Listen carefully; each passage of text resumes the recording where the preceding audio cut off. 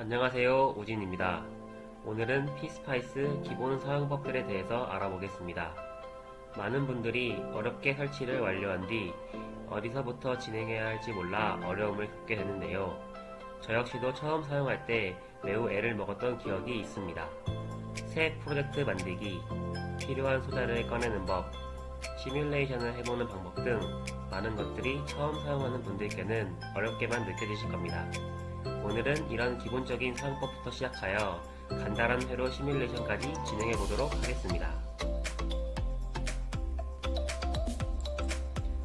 왼쪽 아래 윈도우 버튼을 누르고 케이던스 폴더에서 캡처 CIS 라이트를 실행시켜 줍니다.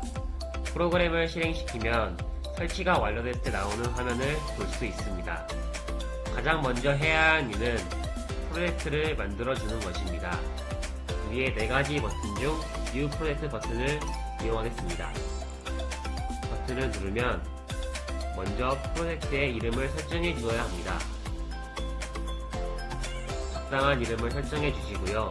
그 다음으로 어떠한 기능을 이용할지를 정해 주어야 합니다. 저희는 아날로그 회로를 만들 거기 때문에 4가지 기능 중 가장 위의 기능을 이용하겠습니다. 아래의 로케이션은 방금 만든 프로젝트가 어디에 저장되는지를 설정해주는 부분입니다. OK를 눌러주시고요. 다음 화면에서는 저희는 빈 프로젝트를 만들 거기 때문에 아래의 버튼을 누르고 OK를 눌러주시면 됩니다. 여기까지 잘 따라오셨다면 이렇게 빈 페이지가 만들어진 것을 볼 수 있습니다. 원하는 회로를 구성하기 위해선 먼저 소자를 꺼내는 방법에 대해 알아야 합니다. 오른쪽을 보시면 여러가지 기능이 있는데요. 소자를 꺼내는 기능은 오른쪽 맨 위의 버튼입니다. 이 버튼을 눌러주시면 플레이스 파트라는 기능이 실행된 것을 볼 수 있습니다. 원래는 이곳에서 원하는 소자들을 꺼내주어야 하는데요. 저희는 프로그램을 처음 실행했기 때문에 아직 아무것도 등록되어 있지 않은 걸 볼 수 있습니다. 이를 해결하기 위해선 라이브러리에 소자들을 등록시켜 줘야 합니다. 이렇게 가운데 버튼을 눌러주시면 여기 여러가지 소자들이 있는 걸 볼 수 있습니다. 일단 소자들을 모두 등록시켜 줘야 하기 때문에 처음부터 끝까지 체크한 뒤에 여기를 눌러줍니다. 이렇게 해주시면 오른쪽에 라이브러리의 소자들이 모두 등록된 것을 볼 수 있습니다. 예를 들어 저항을 꺼내기 위해서는 R을 눌러주시면 이렇게 저항이 선택된 것을 볼 수 있습니다. 여기를 더블 클릭해주시면 이렇게 저항을 설치할 수 있게 됩니다. 다음으로는 시뮬레이션을 진행하기 위해 간단한 회로를 구성해 보겠습니다. DC 전원 하나, 저항 하나, 그리고 그라운드로 이루어진 회로를 구성해 보겠습니다. 저항은 아까 설치해 준 것을 이용하고요. 다음으로 DC 전원을 꺼내 보겠습니다. DC 전원은 VDC를 검색하시면 이렇게 전원이 나오는 것을 볼 수 있습니다. 아까와 마찬가지로 더블 클릭을 해주시고요. 적당한 곳에 설치해 줍니다. 다음으로는 이 전원과 이 저항을 연결시켜 주어야 하는데요. 오른쪽에 보시면 와이어 기능을 볼 수 있습니다. 이 버튼을 눌러서 이 점과 이 점을 이어주면 이렇게 연결이 되게 됩니다. 이 기능은 단축키 W로도 이용할 수 있습니다. 이렇게 네모난 모양의 회로를 구성해 주시고요. 피스파이스에서는 꼭 그라운드를 직접 설정해 주어야 합니다. 그라운드는 오른쪽에 이 모양을 눌러주시면 꺼낼 수 있습니다. OK를 눌러주면 그라운드가 나온 걸 볼 수 있습니다. 이것도 마찬가지로 설치해 주시고요.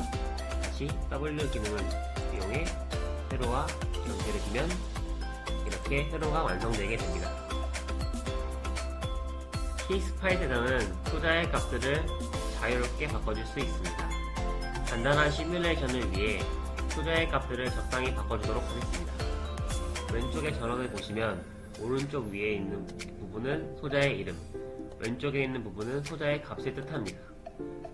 값을 바꿔주기 위해서는 이 부분을 더블 클릭해 주시면 됩니다.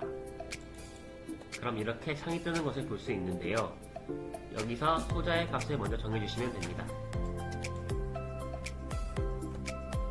아래의 기능은 어떠한 형식으로 나타내는지를 정하는 부분인데요. 저희는 값만 나타내기 때문에 두 번째 기능을 그대로 선택하시고 OK를 눌러주시면 됩니다. 그럼 이렇게 10V로 바뀐 것을 볼 수 있습니다. 마찬가지로 저항의 값도 10ohm으로 정해주도록 하겠습니다. 그럼 이렇게 간단한 회로가 완성되게 되고 이 저항으로는 1A가 흐를 것이라는 것을 예상해 볼 수 있습니다.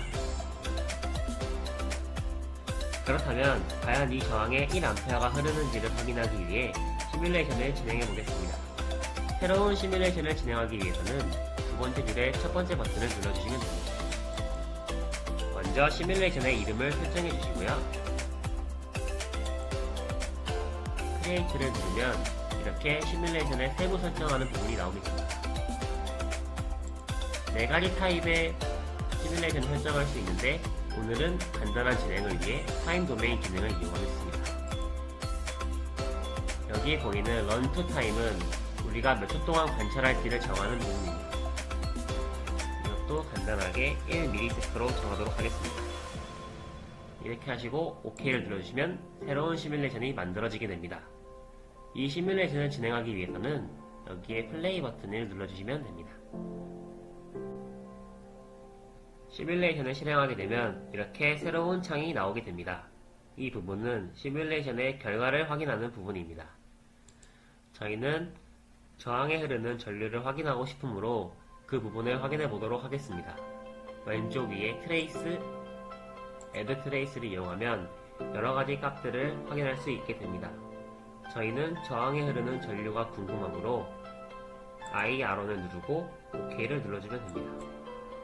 이렇게 보시면 1A가 흐르는 것을 확인할 수 있습니다.